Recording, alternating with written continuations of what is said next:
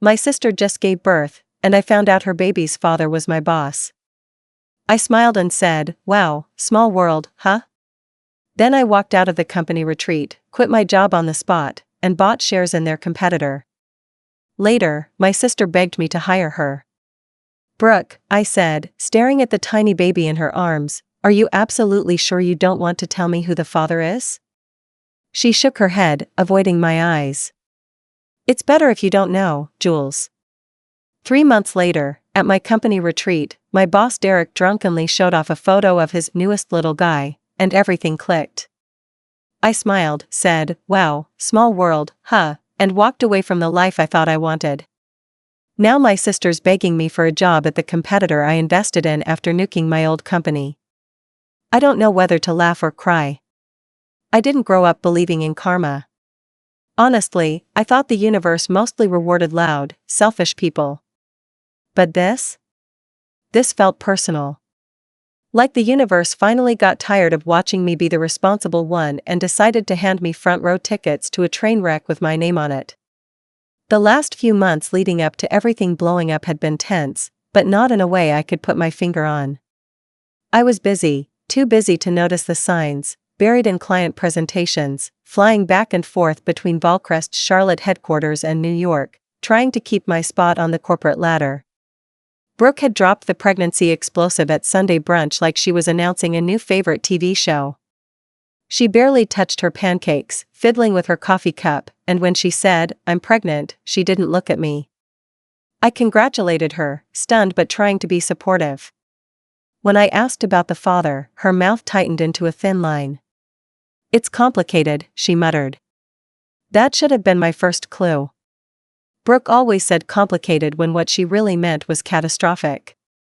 But after years of playing big sister and cleaning up after her mistakes, I was tired. I didn't push. We drifted through the following months awkwardly. She bought baby clothes. I threw her a shower she barely attended mentally. We cooed over tiny shoes and pastel onesies, and I tried to pretend it didn't gnaw at me that she kept such a huge part of her life hidden. Then came the company retreat. It was at some overpriced rustic resort in Asheville, you know, the kind with plaid armchairs and a suspicious number of mounted deer heads.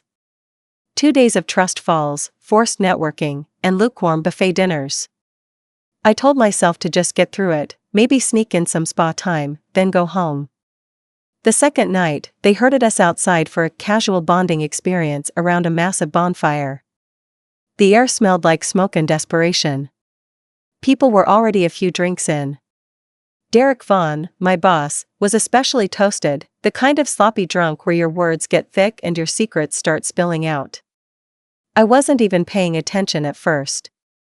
I was tired, irritated, nursing a cheap plastic cup of wine. I only turned around because I heard him bragging about being a new dad again. Which was weird, because Derek's youngest kid was, like, 8. He was flipping through pictures on his phone, shoving it in anyone's face who stood still long enough. I tried to avoid it, but he caught me. Julia. Look at this little guy, he slurred, thrusting the phone toward me. And there he was. Mason. Brooke's baby.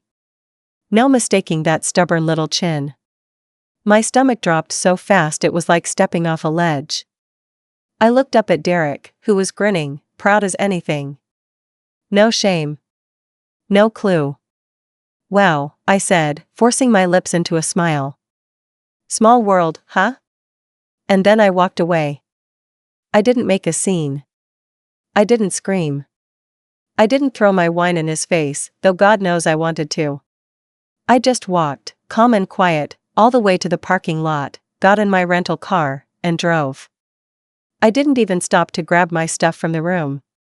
Somewhere around midnight, I ended up in a grim little motel outside Charlotte, gnawing on stale pretzels from a vending machine, trying to decide if I was losing my mind or if this was the most clarity I'd ever had in my life. By morning, my decision was made. I wasn't just quitting Volcrest. I was torching the bridge, the road leading to it, and planting mines for good measure. When I got back to the office Monday morning, it was like stepping onto a set where everyone else was still reciting lines from a play I'd stopped believing in. I packed up my desk in under an hour, wrote my resignation letter, and slid it under Derek's door with a note scribbled at the bottom: "Congratulations on your growing family." It was petty. I don't care. Before lunch, I had already called Avenir Solutions, Volcrest's biggest rival, and arranged to meet with their leadership. I didn't ask for a job. I offered them something better: insider knowledge of Volcrest's weakness points, their upcoming projects, the shaky ground they didn't even realize they were standing on. They brought me on as a strategic advisor within a week. I dumped a chunk of my savings into Avenir stock. 2 months later, Avenir launched a groundbreaking campaign that gutted Volcrest's client list like a fish. Derek didn't even see it coming. It was cruel. It was calculated. It was, without a doubt, the most satisfying thing I have ever done. Of course, the personal side of things wasn't so neatly handled. Brooke called me 2 weeks after Mason was born, sobbing so hard I could barely understand her. She blurted out the truth: the conference in Miami, the nights that felt like fairy tales, the sick twist of finding out he was married after she was already pregnant. "He said he loved me," she cried. "He said he wanted to be with me." I sat there, listening to her weep, feeling like my heart was being carved out with a spoon. I wanted to scream at her. Shake her. Ask her how she could be so stupid. How she could betray me like this, because that's what it felt like, even if she hadn't known Derek was my boss. But I didn't. I just said, "You're not the first woman he's lied to. You won't be the last." We didn't talk much after that. I needed space. I needed time. Mostly, I needed to figure out who I was if I wasn't the sister who cleaned up Brooke's messes. For a while after everything happened, things were quiet. Too quiet. I kept my head down at Avenir, settling into my new role, adjusting to the weirdness of being on the inside of corporate warfare instead of just surviving it. I was good at it, better than I expected, and for the first time in years, I wasn't grinding myself down for a company that would toss me out like garbage the second I wasn't useful anymore. As for Brooke, we barely spoke. I sent her a card for Mason's first birthday. No gift, no long handwritten letter, just a simple "Happy birthday, Mason. Wishing you the best." She sent back a picture of Mason smearing cake all over his face, no words attached. It was progress, I guess. A kind of fragile truce. I thought maybe that was how things would stay. Not great, not terrible. Just distant. But then, out of nowhere, Brooke showed up at my apartment one rainy Thursday afternoon. I almost didn't recognize her at first. She looked thinner, worn down in a way that no amount of makeup could cover. Her hair was tied back in a limp ponytail, and there were dark circles under her eyes. I opened the door and just stared at her for a second, caught between instinct, pull her into a hug, and memory, remembering the sting of betrayal sitting in my gut. She didn't wait for an invitation. She stepped inside, dripping water onto the hardwood floor, and blurted out, "I need a job." It wasn't what I expected her to say. I closed the door slowly behind her. "You have a job," I said, trying to keep my voice neutral. "Had," she corrected, hugging herself. "I got laid off. Budget cuts. They're closing the whole division." I leaned against the door, crossing my arms. "And you're here because..." She looked down at her soaked sneakers. "I heard Avenir's hiring. Marketing assistant position. I have experience, Jules. I can do it." The silence stretched between us, heavy and uncomfortable. It wasn't just about the job. We both knew that. Brooke needed more than a paycheck. She needed stability, a fresh start, a way to prove she wasn't just the sister who messed everything up. And maybe, deep down, she thought if she worked under me, it would fix what broke between us. I wanted to laugh. I wanted to scream. I wanted to ask her how she thought this could ever be normal again. Instead, I sighed and rubbed my temples. I was so tired of being angry. "Send me your resume," I said finally. "If HR thinks you're qualified, you'll get an interview. No promises." She blinked up at me, hope flickering across her face. Thank you. Really? Thank you. I didn't say anything. I just watched as she backed out of the apartment, rain soaking her jacket, looking smaller than I ever remembered her being. After she left, I stood in the doorway for a long time, staring at the empty hallway. Part of me felt like I was making a mistake. Another part of me felt like maybe this was what growing up actually looked like, choosing not to light another match even when you had a pocket full of them. Brooke sent in her resume that night. I didn't pull strings for her. I didn't even vouch for her. I handed it off to HR like any other application and let the process play out. Avenir didn't care about our family drama. They cared about skills, results, and whether or not you could survive a board meeting without crying. Somehow, Brooke passed. She didn't get the marketing assistant position she wanted, she wasn't polished enough yet, but they offered her a junior associate role on the events team. Lower pay, longer hours, but a foot in the door. When she found out, she called me immediately, breathless with excitement. I got it. They said I start Monday. Jules, thank you, I cut her off before she could finish. I didn't get you that job, Brooke. You did. There was a pause, then a quiet, almost broken, I know. I'm grateful. I didn't know what to say to that. So I just hung up after a mumbled good luck. Monday came and Brooke walked into the Avenir building looking nervous but determined. I saw her from across the lobby, she caught my eye and smiled, a little unsure, a little proud. I didn't smile back. Not yet. I wasn't trying to be cruel. I just knew that if we were going to rebuild anything between us, it couldn't be the way it used to be, me fixing, her breaking, me forgiving. She needed to stand on her own this time. Brooke worked harder than I expected. She stayed late. She volunteered for the thankless tasks. She asked smart questions. She fumbled, sure, but she kept getting up, kept trying. Word started getting around that she had potential. And slowly, so slowly I almost didn't notice it happening, I stopped holding my breath around her. At first, I kept my distance. It wasn't about holding a grudge, not exactly. It was self-preservation. I needed to see who Brooke really was now, not the sister I remembered from 100 broken promises, but the person she was trying to become. Avenir was not a place that tolerated laziness or half measures. Sink or swim. And Brooke, to my surprise, started swimming. She wasn't a star employee overnight. She made mistakes. Some days I heard about her messing up an event order or sending a typewritten email to a client. But she owned up to it. She took the late-night calls. She stayed behind to fix her own errors without dragging anyone else into it. There was something about watching her struggle, watching her try, that softened something tight and brittle inside me. A few weeks into her new job, I ran into her in the cafeteria. She was balancing a sad-looking salad and a folder stuffed with notes.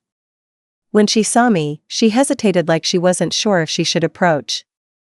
I nodded, barely, and she took it as permission. She sat down across from me, tucking a stray piece of hair behind her ear. For a few minutes, we just ate in silence. It was almost comfortable. Almost. Finally, she said, I'm taking night classes. I looked up, surprised. Marketing certification program, she explained quickly, cheeks flushing. Figured it couldn't hurt. I nodded slowly. It's a smart move. She gave me a small, grateful smile. It wasn't much. It wasn't an apology. But it was something. From then on, things shifted, bit by bit. We weren't suddenly best friends.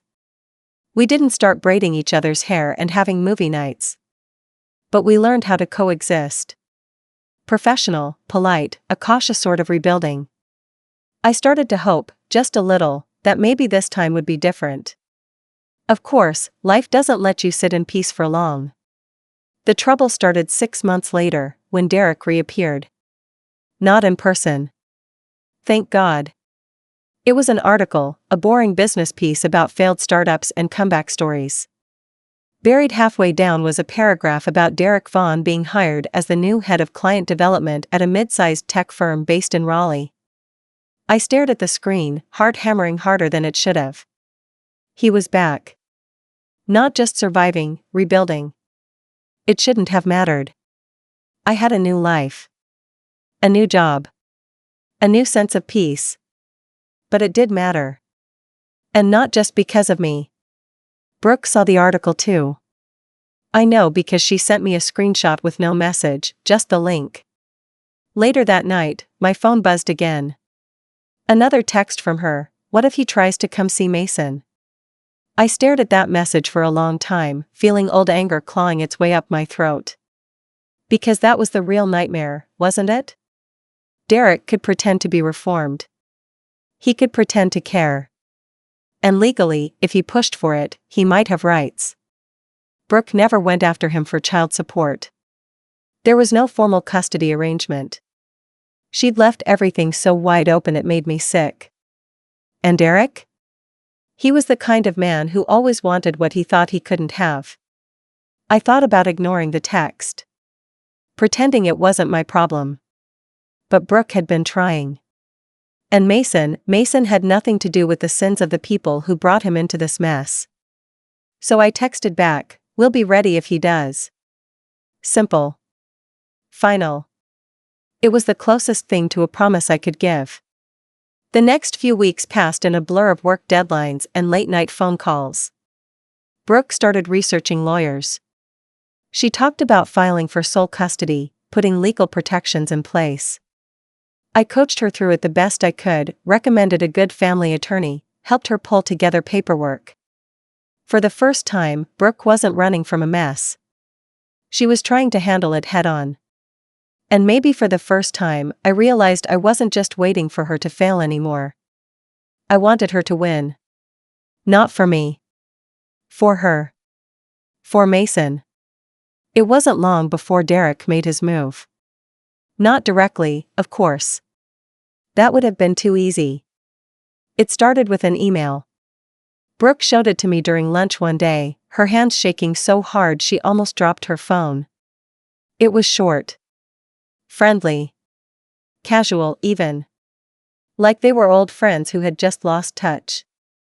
Hey Brooke, heard through the grapevine you had a little one. Would love to catch up. Maybe grab a coffee sometime? Hope you're doing great. Derek, I read it twice, then handed the phone back. Brooke looked at me, eyes wide and scared. What do I do? There were 1,000 things I wanted to say. None of them polite. None of them helpful. Instead, I took a breath and said, nothing. You don't respond. You forward it to the lawyer. She nodded, tucking the phone away like it burned her fingers. For a while, that was it. No follow-up. No drama. Just waiting. But waiting was its own kind of torture. I could see the strain wearing on Brooke. She worked longer hours. She snapped at Mason when he spilled his juice on the carpet. She forgot meetings. She started showing up late. It wasn't hard for me to put the pieces together. One night, after a particularly cruel day where she missed a key presentation and got chewed out by a senior manager, she showed up at my apartment again. No warning this time. Just a knock at the door around 10 p.m. I opened it to find her standing there, eyes bloodshot, clutching a battered envelope. I can't do this, she whispered. I stepped aside wordlessly, letting her in. She sat on the couch like she might fall apart at any second. I keep thinking he's gonna show up, she said, voice raw. At daycare. At work. At my apartment. I keep checking over my shoulder. I can't sleep. I can't breathe. I didn't say anything. Just sat down across from her and let her talk. I know it's my fault, she said miserably. I should have told him about Mason. I should have done everything differently. There was a long silence after that.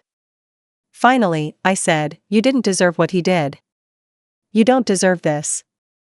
She looked at me, tears running down her face. "I'm so sorry, Julia," she whispered. "It wasn't about the job. It wasn't even about Derek, not really. It was about everything. The betrayal. The years of resentment. The cracks that had widened into a canyon between us. I wanted to hold on to the anger.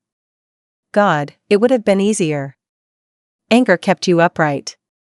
Anger made you strong. But sitting there, watching my little sister fall apart, all I felt was tired. Tired of fighting battles that should have ended years ago. I got up, grabbed a blanket, and tossed it over her shoulders. "Get some sleep," I said quietly. "We'll deal with it tomorrow."